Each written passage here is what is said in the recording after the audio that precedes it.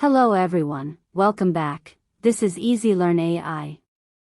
In this video, we will learn about LSTM.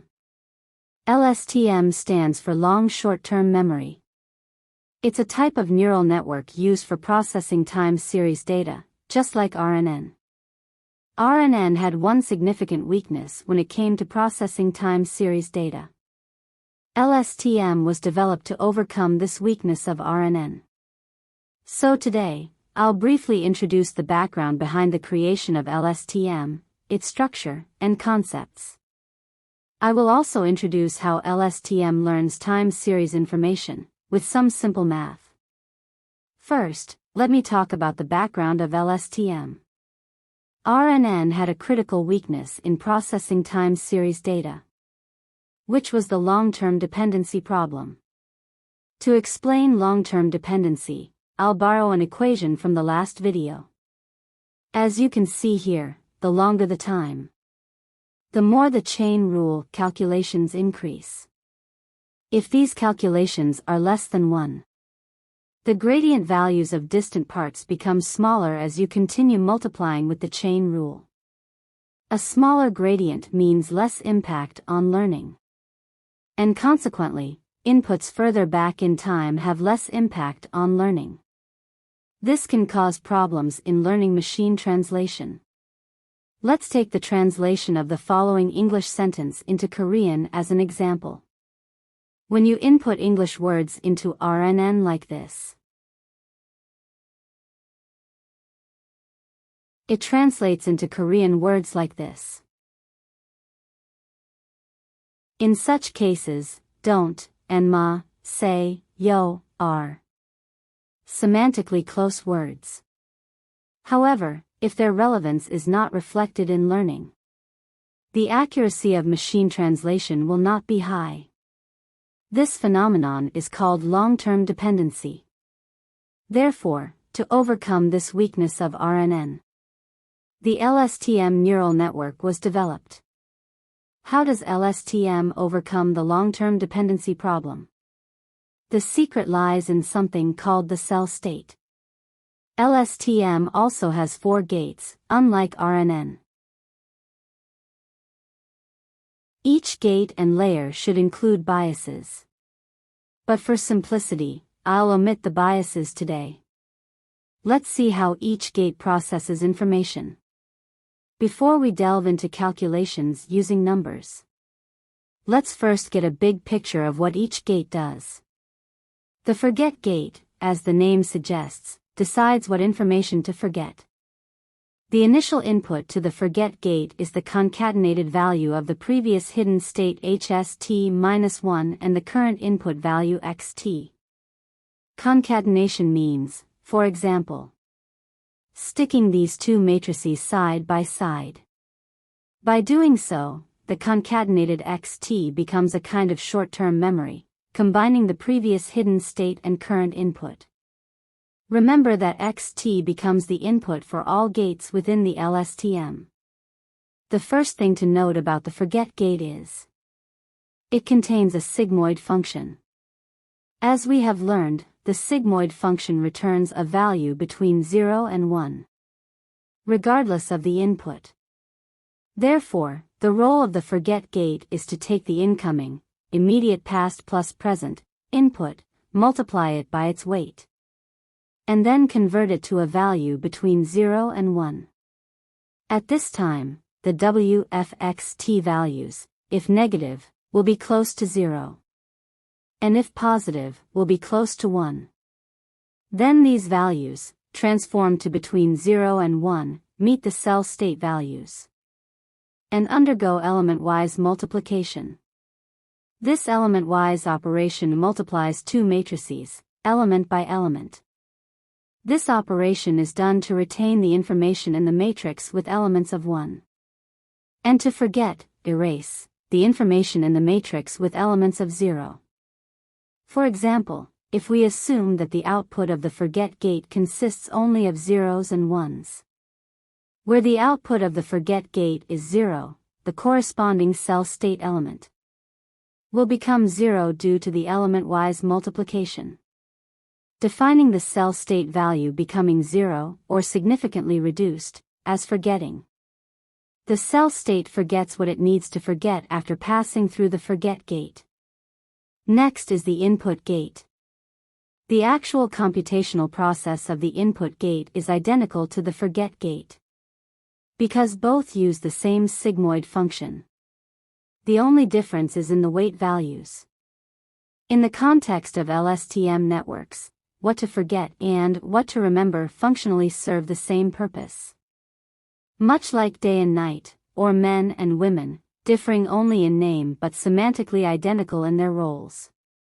This input gate operates in conjunction with the candidate gate to update the cell state with things that need to be remembered. The candidate gate's internal operation is not a sigmoid but a hyperbolic tangent function. As seen in the last video, the hyperbolic tangent function converts incoming values to between -1 and 1. Therefore, what the candidate gate does is, after multiplying the input by its weight, to normalize the calculated value so that its polarity is preserved, minus remains minus, plus remains plus. But its range becomes between -1 and 1. Then, the values between 0 and 1 coming out of the input gate undergo element-wise multiplication, making some values from the candidate gate close to 0 and leaving others as they are. Those values that are left as they are, so to speak, become the parts of the current input, short term, that need to be remembered. Then, these remaining values are added to update the cell state. So far, it might seem lengthy, but if you look closely, what LSTM does is, it takes the previous hidden state and the current input, forgets what should be forgotten from the previous cell state, remembers what should be remembered, and updates the LSTM's long-term memory state. Then, this updated long-term memory state is normalized through hyperbolic tangent, -1 to 1, and multiplied element-wise with the value coming out of the output gate, to create a new hidden state, HST. Just as the collaboration between the input gate and the candidate gate retains the parts to remember in the current input, short term, the collaboration between the output gate and hyperbolic tangent, CST, reflects more characteristics of the current input value, XT, in the updated cell state, CST, creating a new hidden state, HST. Therefore, HST will have more short-term characteristics compared to CST. If CST holds more long-term information, HST will hold information that is more short-term with the same input. So LSTM can deal with the long-term dependency problem more efficiently than RNN, using these two flows of information. Now let's insert numbers and look at the feed-forward calculation of LSTM. To make space, let's move LSTM a bit. To simplify the calculation, let's assume the size of the hidden state is 2, and the input xt is 3. Then we can assume the following input. Then xt is simply the concatenation of two matrices like this. The internal weights will be initialized as follows. Then the output of the forget gate is as follows.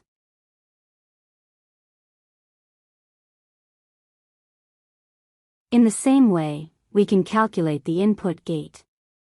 In the same way, we can calculate the candidate gate. And we calculated the output gate in the same way. Now let's update the cell state CS. For convenience of calculation, let's assume CS, T1, is 1 and 0. Then, if you do element-wise multiplication like this, it becomes like this. And if you do element-wise multiplication of these two, it becomes like this. Then adding these two together becomes like this. The new cell state, CST, is calculated like this. Putting the new CST into hyperbolic tangent calculates like this. Now it's time to do element-wise multiplication of these two. Then the new hidden state, HST, is calculated like this. Now it's time to calculate the final output value. The last ZT layer is used like a kind of fully connected layer. So no matter the length of the internal state of LSTM, it converts to the final output length, now 3. Let's calculate the final output value. We calculated the ZT value of length 3 like this. ZT values are often called the raw output of the neural network, also known as logit. This logit is put into the softmax function to convert it into probabilities needed for loss calculation. So far, we have looked at the feed-forward calculation of LSTM. Now it's time to look at the backpropagation through time BPTT of LSTM. Learning in LSTM is ultimately about updating weights through backpropagation and gradient descent. There are 5 weights in LSTM. Therefore, for backpropagation, it's just a matter of calculating the derivative of each. Del L del WF. Del L del WI. Del L del WC. Del L del WO. Del L del WY. With respect to the loss function, which is again the chain rule. To make backpropagation easier to calculate, let's break down LSTM and draw it. And we have expressed each gate's equation as 2 separate equations. To make space for calculation, let's rearrange the equation.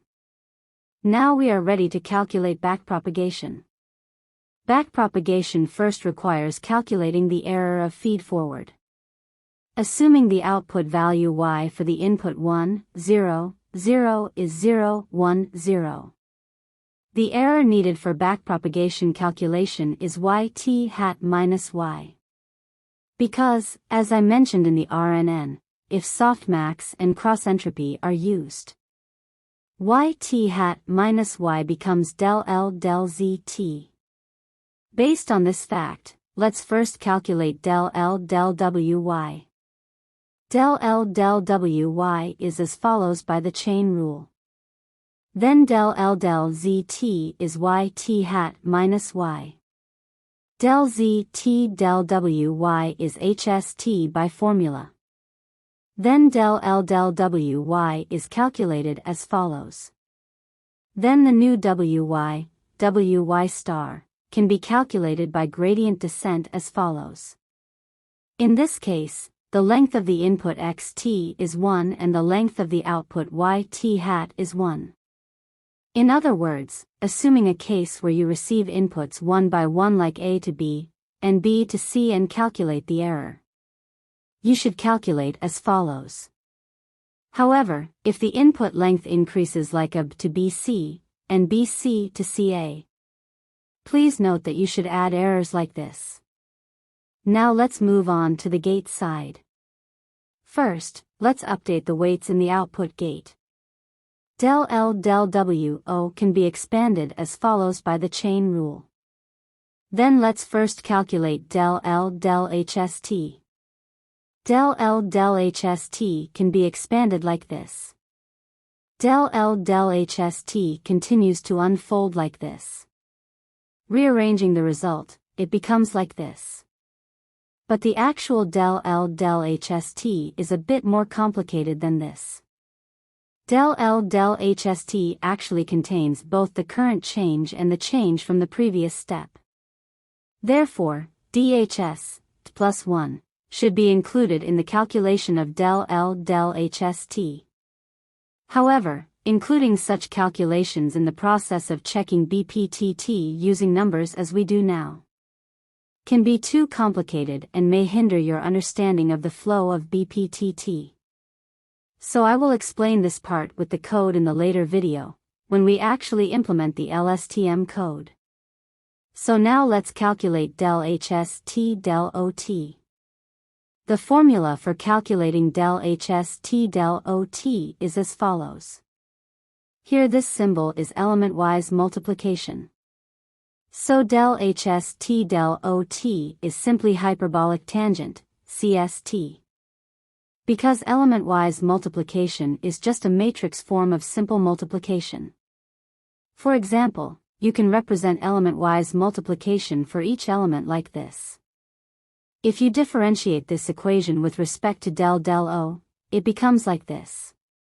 So you can see that del HST del OT becomes hyperbolic tangent, CST. So rearranging the equation, it becomes like this. Continuing, let's calculate del OT del OT. The relationship between OT and OT is already in the formula. Therefore, del OT is as follows by the sigmoid differentiation function. So rearranging the equation, it becomes like this. Now the remaining thing is del OT del WO. The relationship between OT and WO is also in the formula. Therefore, del OT del WO can be calculated as follows. So rearranging the equation, it becomes like this. Finally, let's calculate with numbers. To match the dimensions of the matrix, a slight change, transpose, is needed when substituting numbers. Finally, we calculated del L del WO. Now it's time for del L del WF. Del L del WF can be expanded as follows by the chain rule. Let's calculate del L del CST first. Del L del CST can be expanded as follows by the chain rule. Then this part is as we calculated earlier. Then this part is. Based on this formula, we can rewrite like this.